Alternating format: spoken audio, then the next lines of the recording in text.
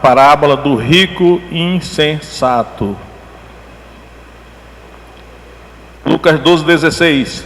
E propôs-lhe uma parábola dizendo: a herdade de um homem rico tinha produzido com abundância. E ele arrazoava consigo mesmo, dizendo: que farei? Não tenho onde recolher os meus frutos. E disse: farei isto: derrubarei os meus celeiros, edificarei outros maiores, e ali recolherei todas as minhas novidades e os meus bens. E direi à minha alma: alma, tens em depósito muitos bens para muitos anos. Descansa, come, bebe, folga. Mas Deus lhe disse: louco, esta noite te pedirão a tua alma. E o que tens preparado, para quem será? Assim é aquele que para si ajunta tesouros e não é rico para com Deus. Então, vamos lá, destrinchar aí essa parábola. Eu sempre digo aqui aos irmãos, e alguns devem lembrar, que o Evangelho de Lucas é o Evangelho dos homens ricos. Somente o Evangelho de Lucas menciona 5 homens ricos. E deve ter um propósito disso, porque os outros evangelhos não fazem isso. Portanto, a mensagem de Lucas tem muito a ver com riqueza, com homens ricos, o que fazer com as riquezas. Em cada um desses homens, Deus está falando algo sobre riquezas, sobre posses, dinheiro, bens materiais. Então, nessa parábola aqui, conhecida como a parábola do rico insensato, nós poderíamos até dizer é a parábola do homem louco, porque Deus disse para ele: louco. Mas tradicionalmente ela ficou conhecida como a parábola do rico insensato. O que é insensato? Sem juízo, um dos sentidos é sem juízo. Uma pessoa que faz loucuras, geralmente é uma pessoa que não pensa nas consequências dos seus atos, não pensa na consequência das suas palavras, é uma pessoa inconsequente. Geralmente a ilustração é assim: uma criança, ela vê um pássaro sentado num galho de uma árvore, e ela pega a baladeira dela, então ela vai atirar naquele pássaro, mas ela não olha para a janela de vidro que está atrás do pássaro, e aí ela quebra a janela. Então, ninguém quer ser insensato, ninguém quer ser sem juízo. Embora as crianças, ainda imaturas, ainda não tenham a sua inteligência muito desenvolvida, muitas crianças podem agir dessa maneira. Mas no caso adulto aqui, esse homem adulto, ele é insensato, que foi o diagnóstico que Deus chamou ele de louco. É muito parecido com a parábola das 10 virgens, A parábola das 10 virgens tinha assim 5 virgens sábias, sensatas, e tinha 5 virgens loucas ou insensatas. Então a gente já percebe aí que a palavra insensata é sinônimo de loucura. Uma pessoa inconsequente, uma pessoa que não pensa nas consequências da sua vida, do seu estilo de vida. Ela não pensa muito lá na frente, Se eu continuar vivendo esse estilo de vida que eu estou vivendo, onde é que eu vou parar? Mas foi Jesus que contou essa parábola, Por isso que quando eu estou aqui procurando expor essa parábola, eu estou procurando expor os ensinamentos de Jesus, E aí eu não quero torcer a palavra de Deus, então vou transferir para os irmãos aquilo que realmente eu entendo o significado desta parábola. Então, Jesus, ele começa dizendo que havia um homem rico. A herdade de um homem rico tinha produzido com abundância.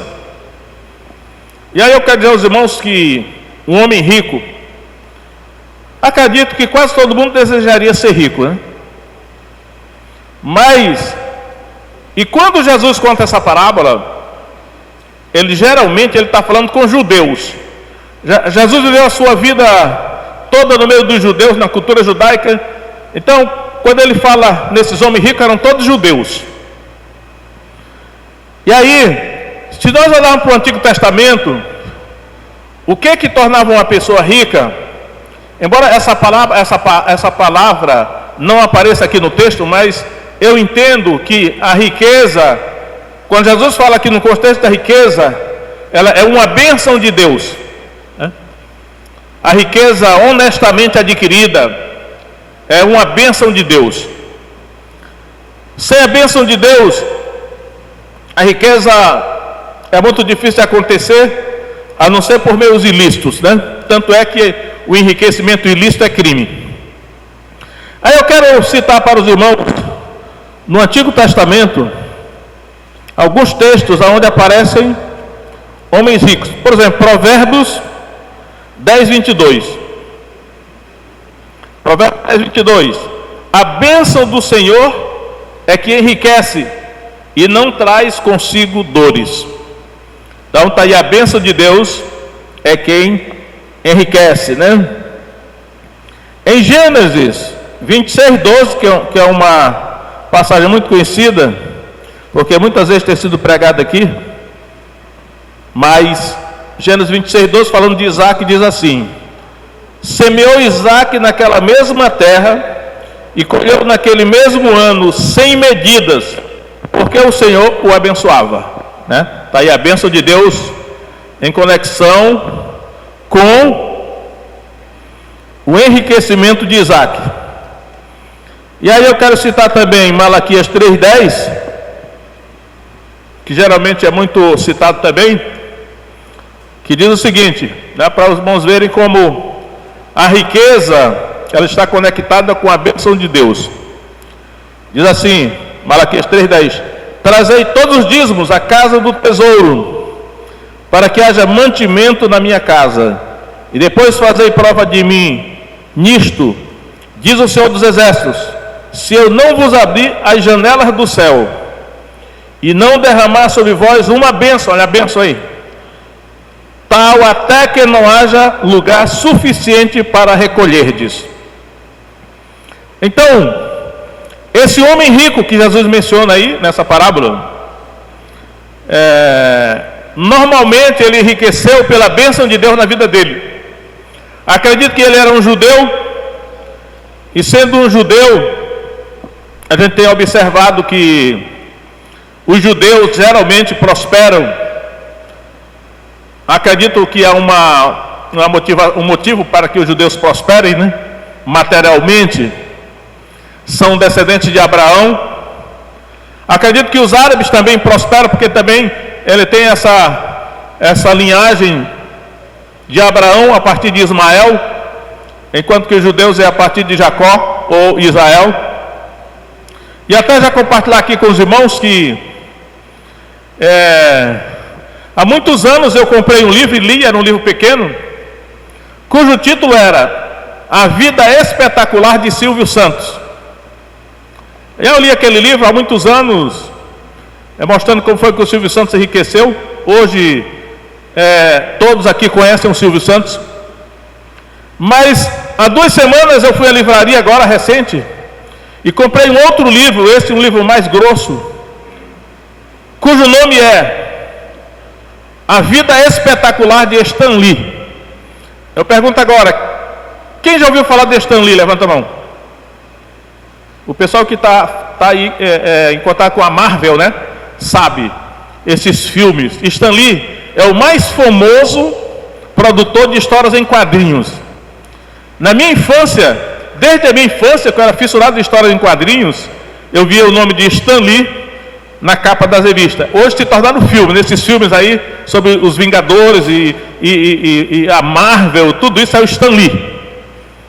Aí eu pergunto a vocês, você sabe qual é a ligação entre Silvio Santos e Stan Lee? Os dois eram judeus. Agora, lendo a biografia de Stan Lee, eu descobri que realmente ele era judeu. Morava em Nova York, frequentou uma sinagoga na sua juventude em Nova York, né? Porque os judeus estão conectados com essa questão da prosperidade material, né? da bênção material, por serem descendentes de Abraão, creio eu, e por conhecerem as leis que regem a riqueza do Antigo Testamento. Né? Pode ser que isso não seja o Evangelho, mas são leis que Deus revela na Escritura. Né? Então, irmãos, eles conheciam essas leis.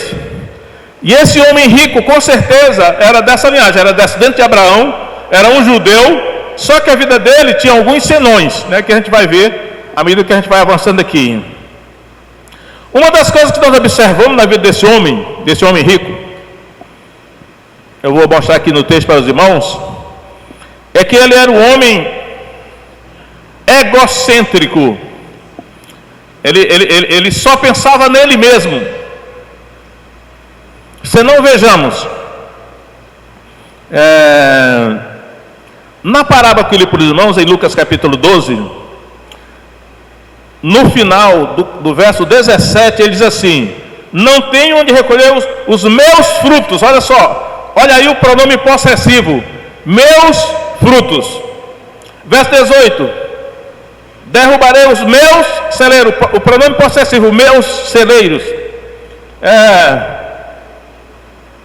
Recolherei todas as minhas novidades e os meus bens, e direi a minha alma. A nossa linguagem revela o que é no nosso coração.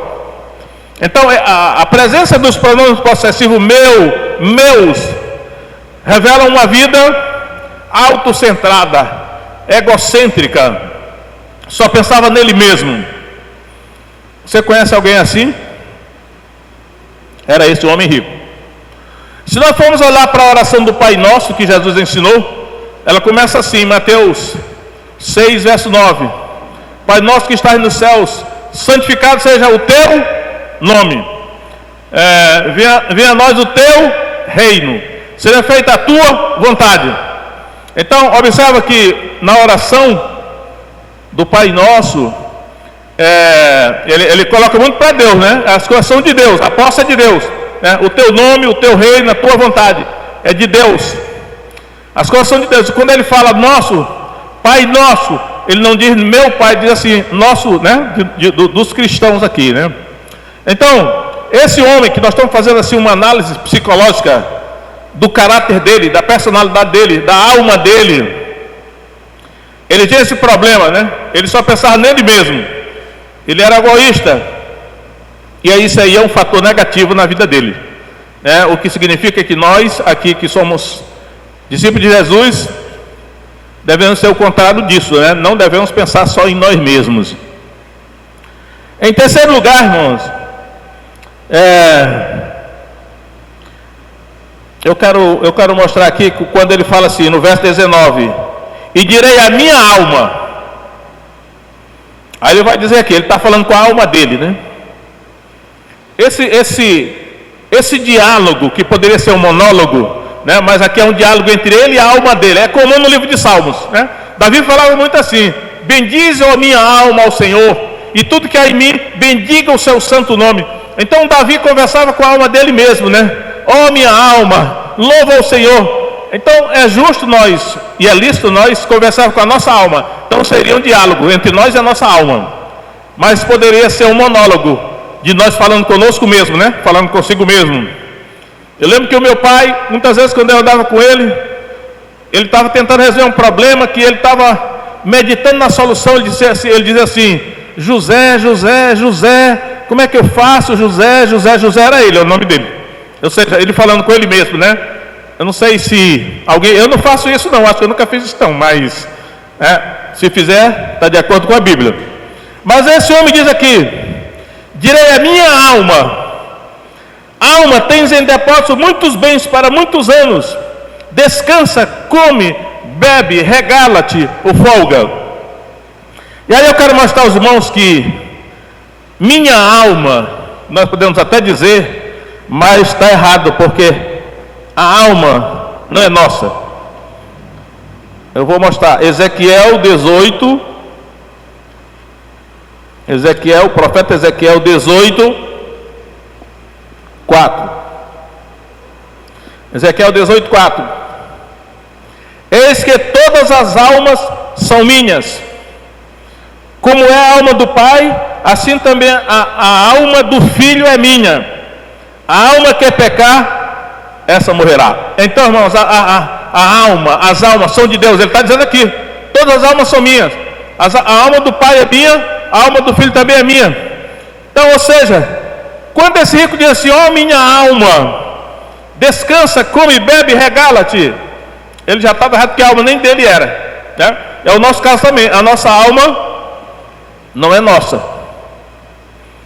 Não sei como é que tem alguém que faz pacto com o diabo para dar alma para o diabo, né? Está vendendo algo que não é dele. Então diz, todas as almas são minhas. Então até a sua alma é de Deus. E esse rico não pensava assim. Ele achava que a alma era dele, e porque ele só pensava nele mesmo, né? A outra coisa que eu quero chamar a atenção aí nessa parábola do rico insensato é que ele diz aí, alma, tens em depósito muitos bens para muitos anos. Muitos anos, ó. Imagina ele, tinha havido prosperidade. Eu acredito que a riqueza dele era proveniente da agricultura, porque entre os judeus a riqueza ou provinha da agricultura ou da pecuária. A pecuária é a criação de animais. Muitos ricos do Antigo Testamento eles eram criadores de animais, enquanto que outros eles eram produtores de grãos ou de frutos. Ainda hoje é assim, a economia de Israel produz muitos frutos e grãos, né? Então no caso aqui a gente vê muito no Antigo Testamento era trigo e cevada, né? Trigo e cevada, ou então figos e romães. Até hoje quando você vai a Israel você vê muita fartura de frutos. E esse homem aqui, a riqueza dele aparentemente era proveniente da agricultura, porque ele diz assim, não tenho onde recolher os meus frutos. E frutos aqui é carpóis. Carpóis é fruto no Novo Testamento. Então, mas ele fala isso, olha, alma, tens em depósito muitos bens para muitos anos. Aí, meu irmão, foi um erro dele. Ele pensou que ele viveria muitos anos. Eu ia até perguntar aos irmãos aqui, mas eu tive medo de perguntar. Acho que não vou perguntar não. Quantos aqui têm certeza que viverão mais de uma semana daqui para frente? Eu não quero que ninguém levante a mão, porque pode aparecer algum louco aí, né, que diga que tem certeza, mas nós não temos certeza. Nós não sabemos quanto tempo nós viveremos ainda. E aqui não tem nada a ver com idade. Tanto vai ser uma pessoa idosa como com uma criança. Nós não sabemos quanto tempo nós viveremos. Portanto, nós devemos viver com essa presunção, não é presunção de inocência não, essa presunção da fragilidade da vida. Nós não sabemos, né? Eu percebo, até conversando esses dias com meu irmão, eu disse, olha meu irmão, eu estou percebendo que essa nossa geração, ela tem muito medo de morrer, ela faz tudo para não morrer, as pessoas gastam tudo que tem para tentar se salvar, indo para algum lugar, porque a nossa geração não entendeu que a morte é uma coisa natural. Eu acho que nenhum de nós gosta disso, né? Porque nós não fomos feitos para morrer, mas nós pensamos assim, eu vou viver muitos anos, né? Quando eu ficar velho, quando eu ficar adulto. Mas nós não sabemos, né? Uma coisa nós sabemos, que está aqui na Bíblia, a nossa vida está na mão de Deus. Só quem pode cumpridar a nossa vida é Deus, ou Ele pode tirar, ceifar a nossa vida na hora que Ele quer. Por isso que a insensatez desse homem rico era ele não levar em consideração Deus. Na equação que ele reduziu a vida dele, Deus não entrava nessa equação. E foi um erro, porque a pessoa que podia tirar a vida dele ou incumpridá-la, ele não dava confiança para ela. Então ele disse, alma, tens em depósito muitos bens para muitos anos. Agora eu vou curtir a vida, é isso que ele estava dizendo. Vou aproveitar, era o que ele estava dizendo. E nós devemos ter consciência, irmãos. Todo o testemunho da Escritura é a nossa Bíblia, a nossa vida, É como a flor que desabrocha pela manhã, quando o sol nasce, e à tarde ela murcha e seca. E aí eu vou ler um texto que está em Tiago, porque Tiago diz exatamente isso. Tiago capítulo 4. Tiago capítulo 4, verso 13.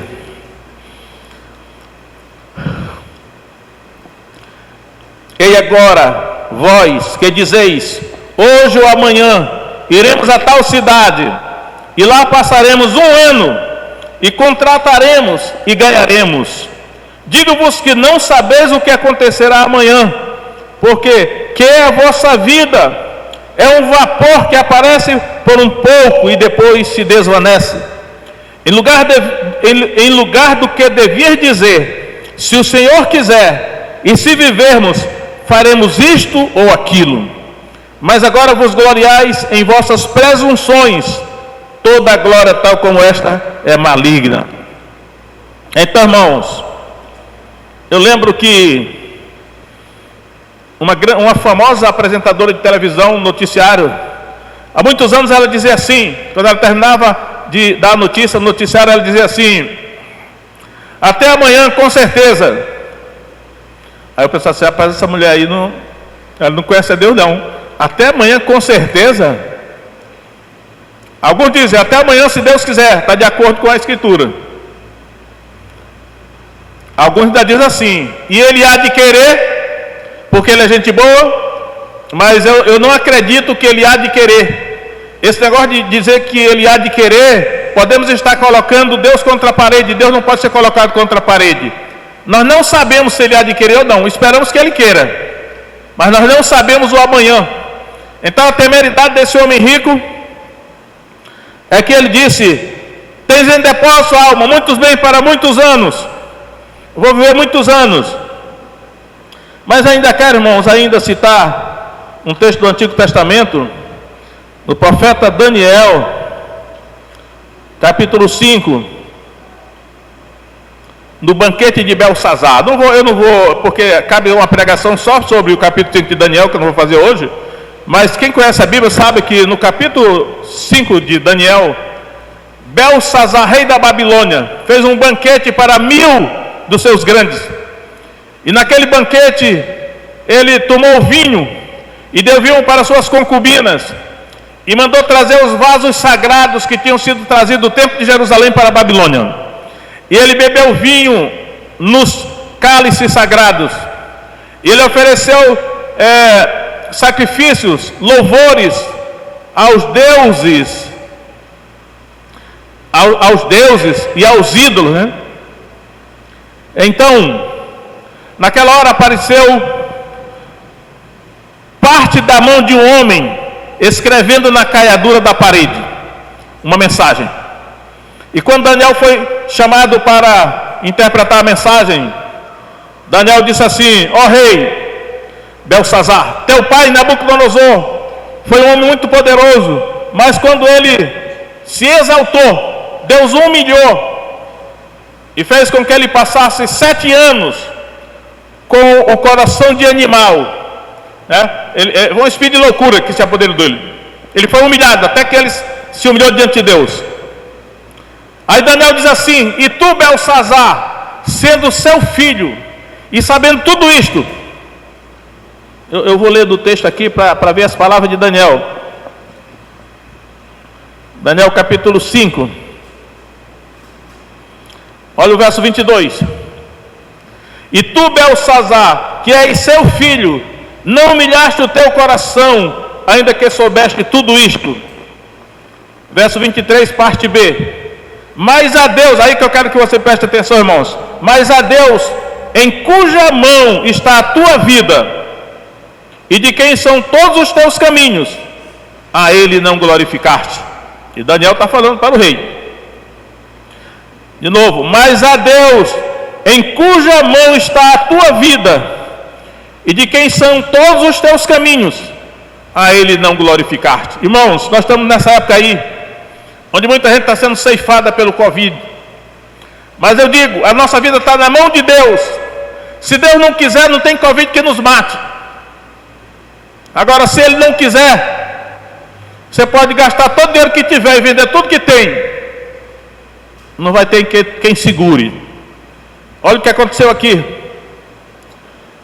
Verso 30, Daniel 5. Mas na mesma noite foi morto Belsazar, rei dos caldeus, e Dario o Medo ocupou o reino, sendo da idade de 62 anos. Esse rico cometeu esse erro de deixar Deus fora da equação da vida dele. Não podemos nos iludir, irmãos. A nossa vida está na mão de Deus. Não tem quem nos livre se Deus não quiser. Mas se Ele não quiser que nós morramos, não tem quem nos leve também. Isso é que esse rico precisava saber. E ele não sabia disso, né? Então, retornando aqui para o texto da parábola. Jesus falando: mas Deus lhe disse: louco, esta noite te pedirão a tua alma, e o que tens preparado para quem será? E aí, Deus estava olhando, né? E Deus diagnosticou a atitude daquele homem rico de loucura. Quantas pessoas hoje não estão nessa mesma loucura, né? Fazendo planos mirabolantes para o futuro, mas não combinando com Deus. E aí podem ser ceifados, né? Então, aí Jesus termina a história dizendo assim: assim é aquele que para si ajunta tesouros e não é rico para com Deus. Não é rico para com Deus, né?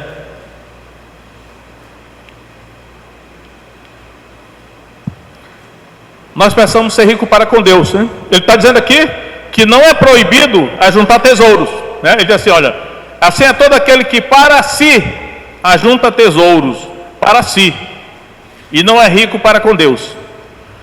Mas se a pessoa for rica para com Deus, ela pode ajuntar tesouros, porque Jesus está dizendo aí: e quando você morrer, para quem é que vai ficar tudo isso que você acumulou? Eu quero terminar essa história indo um pouco mais na frente, em Lucas 21, tem a historinha da oferta da viúva pobre, né? Vamos lá para a viúva pobre, Lucas 21,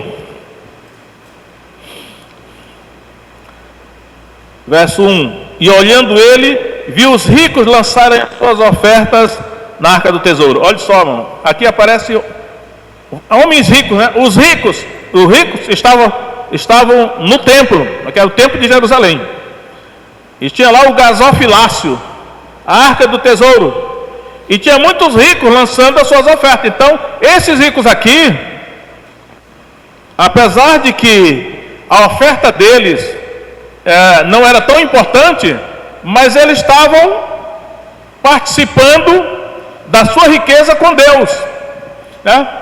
Eles estavam ofertando a Deus no templo para o serviço sagrado, no templo de Jerusalém, ainda que a oferta deles não fosse assim tão importante na qualidade. Mas eu acredito que aquele rico lá que Jesus apresentou na parábola, ele nem isso fazia, porque ele não era rico para com Deus. Eu sei que hoje tem muita gente aí no YouTube falando, ainda hoje à tarde eu estava ouvindo alguém dizendo assim, falando mal, né, das igrejas, porque as igrejas recolhem dinheiro, porque não é para dar dinheiro. Mas só que tem um negócio, a causa de Deus na terra, ela é movida por dinheiro, em grande parte. E aí Deus precisa que pessoas se associem com essa obra. E aí as estatísticas mostram que as pessoas mais pobres são as que mais têm contribuído para sustentar a obra de Deus. E nesse caso aqui, essa viúva, apareceu essa viúva, viu também uma pobre viúva lançar lá 2 pequenas moedas, e disse: em verdade vos digo que lançou mais do que todos esta pobre viúva, porque todos aqueles depositaram para as ofertas de Deus do que lhes sobeja ou sobrava, mas esta da sua pobreza deitou todo o sustento que tinha. Então, aí eu digo aqui, irmão, neste caso aqui dessa viúva pobre, o que Jesus está levando em consideração é a qualidade da oferta. Porque a oferta da viúva foi sacrificial, a oferta da viúva envolvia fé, mas ela não se furtou, ela não deu desculpa. Pelo contrário, ela poderia ter dado uma moeda só, mas ela deu as duas.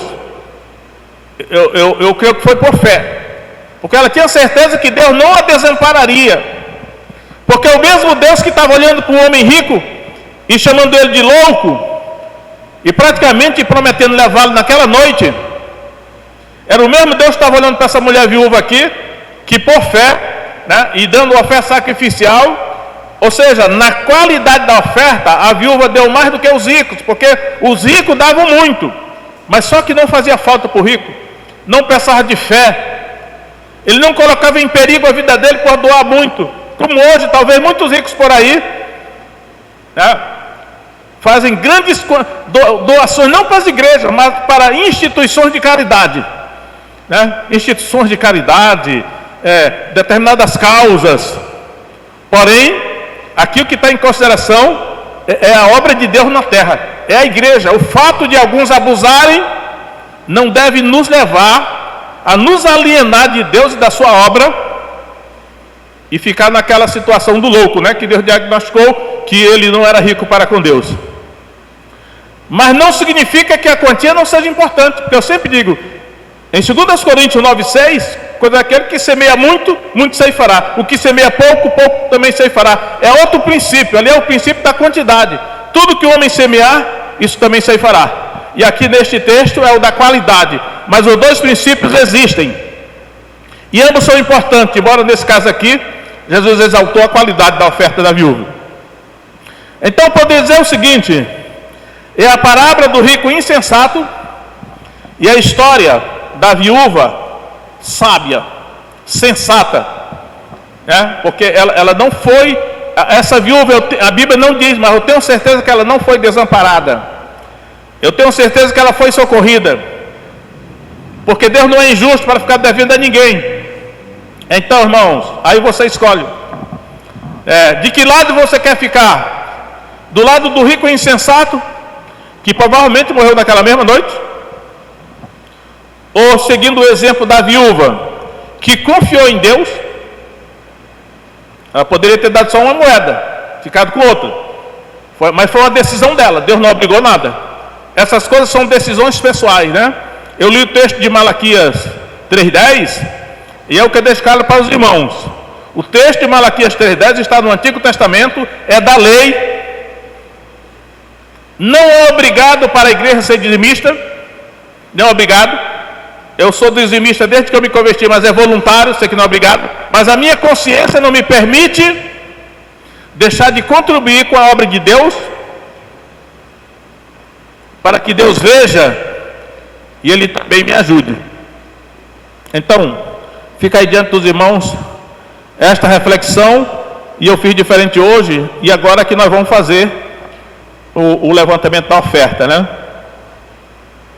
Vamos fazer o seguinte, vamos ficar todos em pé. E aí eu vou fazer o seguinte, irmãos, aqueles que forem ser rico para com Deus, aquela viúva foi, embora não tivesse quase nada, mas ela se associou, colocou Deus como sócia do empreendimento dela. Aqueles que querem fazer isso hoje, né? Eu vou pedir que eu vou fazer apenas uma oração, mas depois que orar, você pode vir à frente e entregar a sua oferta, ou o seu dízimo, seja lá conforme a sua fé determinar. E aqueles que não têm nada, mas que querem a partir de hoje ser rico para com Deus, dizer: Senhor, eu não tenho nada hoje, mas daqui